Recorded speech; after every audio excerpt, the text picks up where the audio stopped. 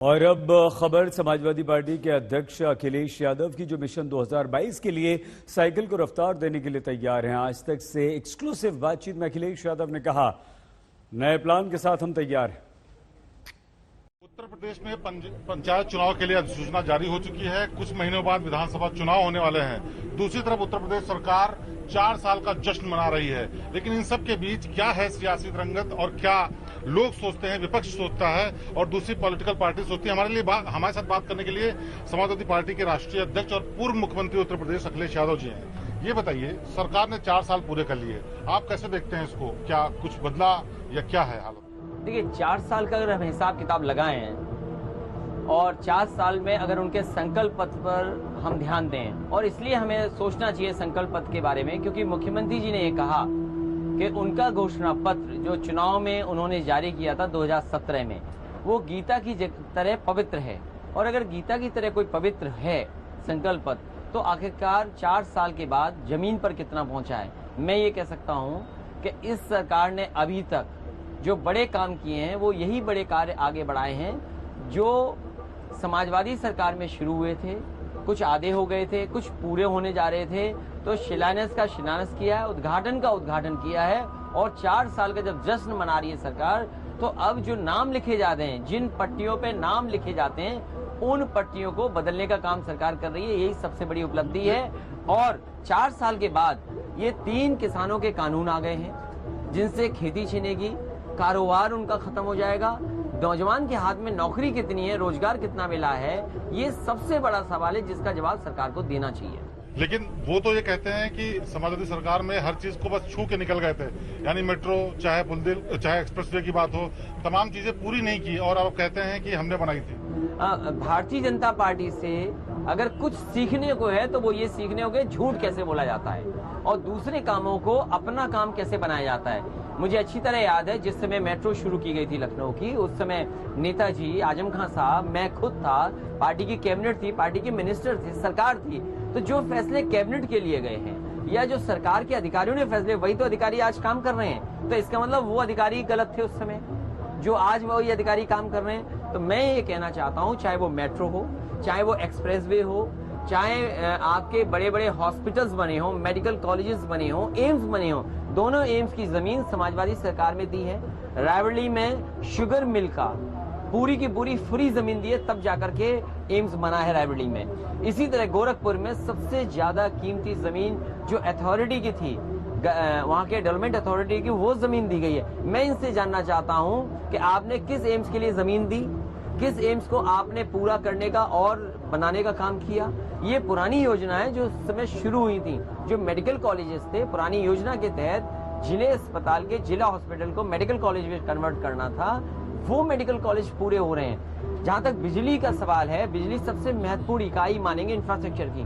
तो जो जनरेशन हुई, जो ट्रांसमिशन में काम हुआ, जो डिस्ट्रीब्यूशन में काम हुआ, वो समाजवादी सरकार की देन है। इन्होंने केवल मीटर ठोके हैं और मीटर ठोकने के बाद अगर गरीब जनता पे कोई बड़ी चीज ठोकी जा रही है तो वो है बिल। लेकिन बिजली के बिल में भी कई बातें आई कि वो जो मीटर थे वो भी बड़े फॉल्टी निकले।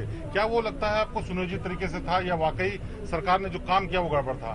सरकार केवल लोगों के बीच में नफरत फैलाना चाहती है, सरकार केवल जातियों में झगड़ा कराना चाहती है, सरकार केवल हिंदू मुस्लिम करना चाहती है। इसलिए जो ठोस काम होते हैं, डिस्ट्रीब्यूशन में होना अच्छा काम, या जो इक्विपमेंट थे, मशीनरी जो भी बेटर लगनी है, मान लीजिए उत्तर प्रदेश में सुपर क्रिटिकल प्लांट लग रहे हैं इतने बड़े बड़े, 3x660 सुपर क्रिटिकल प्लांट आपका ललितपुर है, वो लग गया था, आपके एटा में लगने जा रहा है, आपका हरदोआगंज में लगने जा रहा है, आपके अम्बेडकर नगर में लगा है, और जगह जो सुपर क्रिटिकल प्लांट लगे। कम से कम बिजली का उत्पादन बढ़ाएं।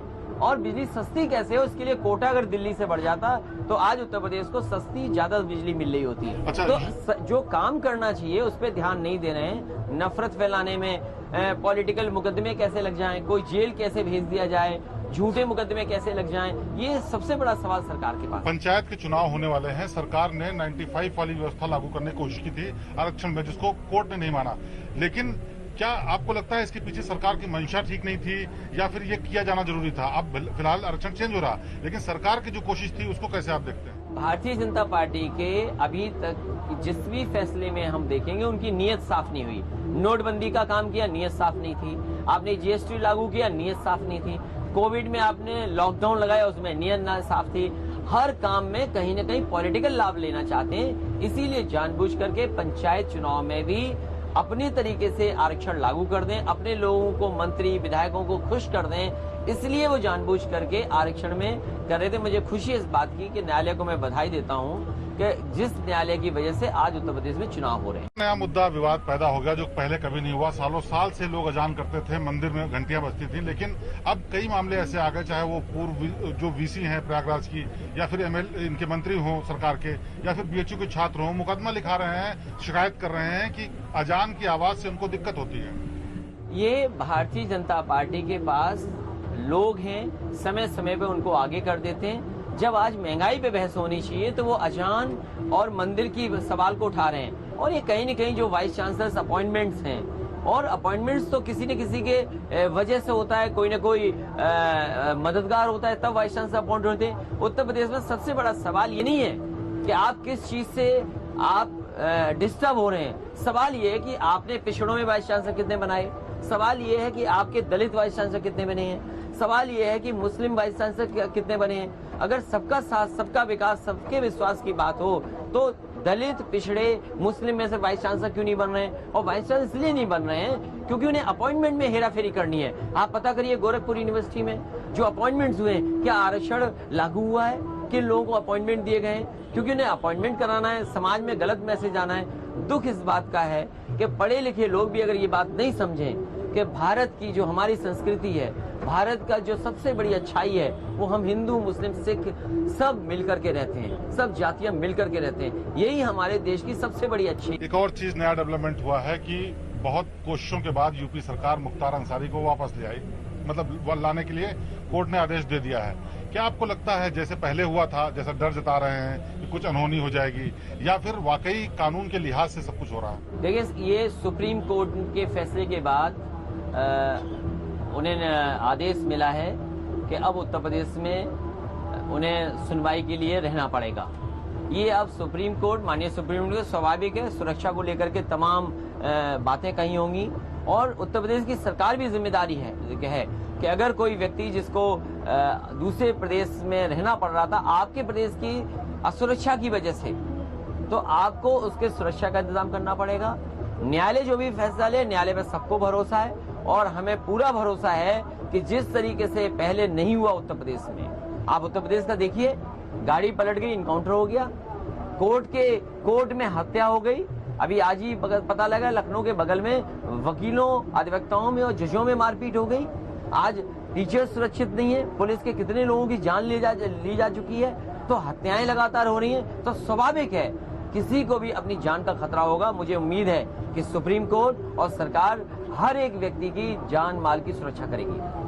जो आप बातें बता रहे हैं कि अपराध के मामले बढ़े हैं, एनसीआरबी का आंकड़ा भी कहता है कि उत्तर प्रदेश में अपराध बढ़े हैं, लेकिन सरकार ये कहती है कि वो आंकड़े इस तरह से पेश करते हैं कि दूसरे राज्यों की तुलना में ज्यादा दिखते हैं, जबकि उत्तर प्रदेश की जनसंख्या ज्यादा है, इसलिए यहाँ पे नंबर्स ज्यादा आते हैं। तो बस ये उत्तर प्रदेश की सरकार ये बताए, उन पे पुलिस ज्यादा है, आईपीएस ज्यादा है, पीपीएस अधिकारी ज्यादा है, पुलिस की फोर्स ज्यादा है, डायल 100 जो डायल 112 है, शानदार अच्छा एक रिस्पांस सिस्टम है, तो इतना कुछ इंफ्रास्ट्रक्चर है, आखिरकार रोक कौन रहा है उनको अपराधियों को पकड़ने के लिए?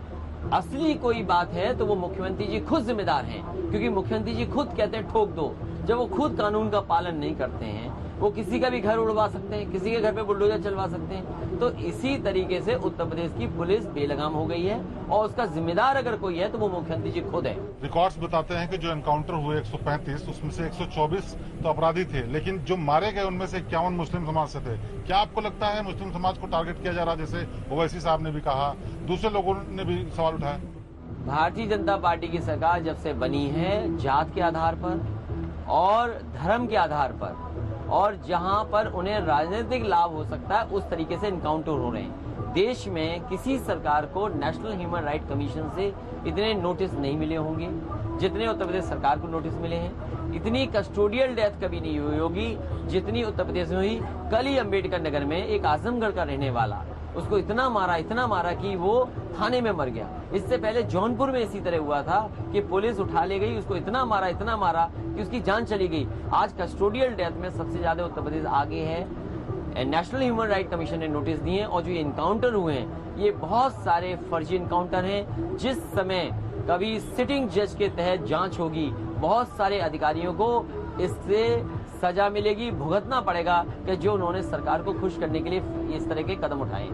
पिछली बार कुछ दिन पहले आपने कहा था कि ये बीजेपी की वैक्सीन है, हम नहीं लगवाएंगे। दूसरी वेव शुरू हो गई है, केसेस बढ़ना शुरू हो गए हैं। अब आप वैक्सीन लगवाएंगे कि नहीं लगवाएंगे? उत्तर प्रदेश और देश में भारतीय जनता पार्टी बताए कि कब फ्री वैक्सीन सबको लग जाएगी, कब तक सबको वैक्सीन लग जाएगी, कब तक गरीब को फ्री लग जाएगी, और जब फ्री लग जाएगी सब गरीबों को, उसके बाद समाजवादी सरकार बनेगी तो मैं भी अपनी वैक्सीन लगा दूंगा। लेकिन वहीं के वहीं ये सवाल बड़ा है। उत्तर प्रदेश की सबसे प्रेस्टिजियस अगर कोई इंस्टीट्यूशन है तो वो पीजीआई इंस्टीट्यूशन है। अगर वहाँ के डायरेक्टर और उनके परिवार के लोगों को 2 डोज के बाद भी अगर कोविड हो जाए तो ये सोचने का वक्त है कि आखिरकार हम इस बीमारी से, वैश्विक महामारी से बचेंगे कैसे। हमारे देश की राजधानी दिल्ली और इससे सटे इलाकों में भी होली और बाकी त्योहारों को लेकर प्रशासन काफी चौकस है। त्योहार पर रियायत के चक्कर में बड़ा नुकसान हो जाए, इसे देखते हुए बाकायदा आदेश जारी कर दिए गए। दिल्ली में तो होली के सार्वजनिक कार्यक्रमों पर रोक लगा दी गई है।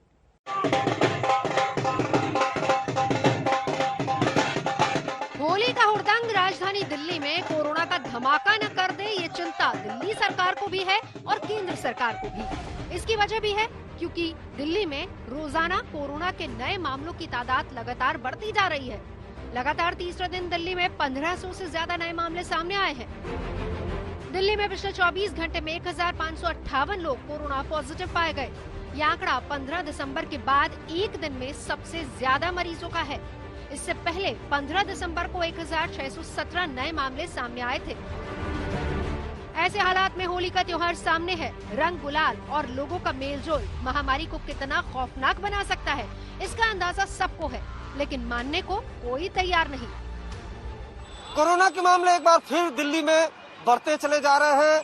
होली का मौका है, ऐसे में दिल्ली सरकार ने हिदायत दी है कि कोई भी सार्वजनिक स्थान पर होली नहीं खेलेगा। इस वक्त मैं दिल्ली बस अड्डे पर मौजूद हूं। अगर आप देखें यहाँ पर तो जो बसें हैं, हरियाणा रोडवेज की जो बसें हैं, इसमें भी अगर आप देखेंगे तो जो संख्या है लोगों की आने जाने वाली की होली में अमूमन अगर बस अड्डों की बात की जाए, रेलवे स्टेशन की बात की जाए तो काफी भीड़ रहती है। लोग एक स्थान से दूसरे स्थान पर जाते हैं, लेकिन आप देखेंगे तो बसों में भी, ये सामने बस जा रही है, इस बस में भी बहुत ज्यादा भीड़ वो आपको दिखाई नहीं देगी। होली के रंग में मिलकर कोरोना पूरी राजधानी पर ही भंग न उड़ेल दे, इसे लेकर दिल्ली पुलिस सतर्क है। सार्वजनिक जगहों पर होली समारोह पर रोक लगा दी गई है। सड़कों पर भी होली खेलने पर पाबंदी है। शब-ए बारात, नवरात्रि पर जुलूस और भीड़भाड़ पर रोक जारी रहेगी। हालांकि दिल्ली सरकार लॉकडाउन की संभावना को खारिज कर चुकी है।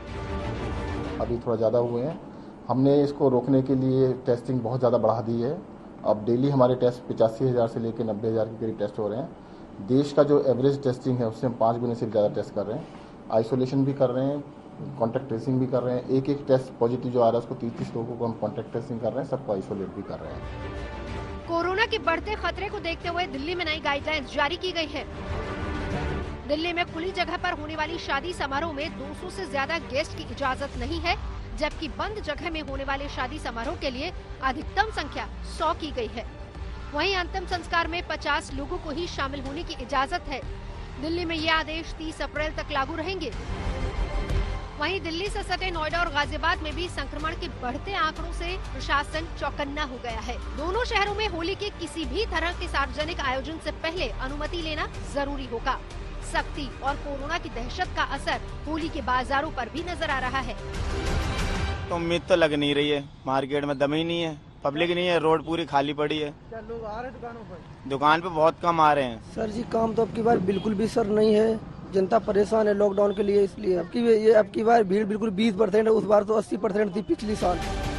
होली पर जरा सी लापरवाही का भारी खामियाजा भुगतना पड़ सकता है। इसीलिए जरूरी है कि त्योहार की खुमारी में महामारी से मजाक करने से बचे, क्योंकि जान रहेगी तो त्योहार अगले साल फिर से आएंगे। दिल्ली से पंकज जैन के साथ आज तक ब्यूरो। मध्य प्रदेश और गुजरात उन राज्यों में हैं जहां कोरोना की दूसरी लहर साफ साफ दिख रही है। मध्य प्रदेश के 12 शहरों में तो नाइट कर्फ्यू भी लागू हो चुका है, तो गुजरात में सार्वजनिक तौर पर होली खेलने पर मनाही का आदेश पहले ही जारी किया जा चुका है।